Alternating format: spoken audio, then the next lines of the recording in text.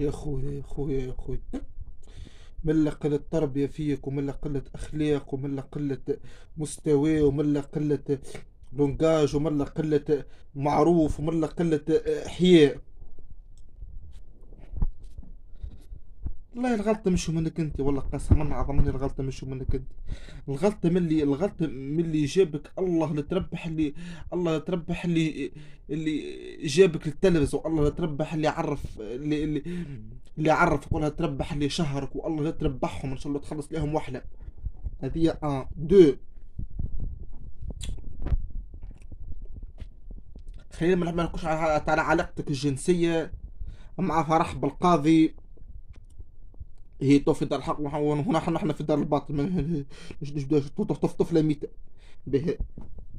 خلينا ما نحكيوش على السهرة اللي عملتها في دار في قامرت، وبكلها فضائح، وبكلها تبرج، وبكلها سهرة عديمة أخلاق وعديمة قلة تربية.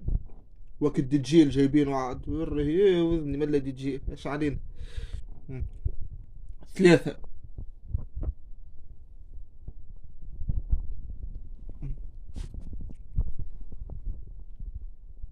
مقداد السهيلي اللي قلت ليه ايش مدخلك، هذاك سيدك، هذاك استاذك، هذاك يقريك التمثيل، هذاك يقريك المناهج الكل. انت انت راكي بنت كارتي. انت انسانه تعمل في الدعارة. انت انسانه داعمة المثلية الجنسية. انت انسانه مش الاسرائيل معناتها تتفوخر لكم مش الاسرائيل تتفوخر وتهبطي في الفيديوهات وعامله بوليميك على اليوتيوب. انت راكي لا شيء، ومعناتها ما تجي حتى شيء. والغلطه مش غلطه من سامي الفهري ومن امين قاره اللي عملوا لك قيمه وقدر وجابوك للتلفزه التونسيه. والله غلطه كبيره ياسر، والله وغلطه من هذا زعيم اللي استدعاك، اللي استدعي فيك ديما برا، مش في سامي الفهري. والله ربي يهديكم. وعندنا الله لا يهديكم صليتين لا اخره. لا انتوما لا هي حثلة المجتمع. كل مرة يطلعوا لنا بمصيبة كل مرة.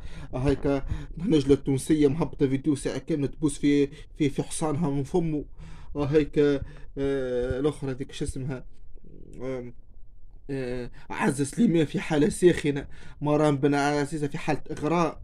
لا حول ولا قوة إلا بالله. يا ربي على اليوتيوب هذا كيف سد. يا ربي لا حول ولا قوة إلا بالله. والله فزدوا الممثلين والله. والسلام عليكم ورحمة الله تعالى وبركاته.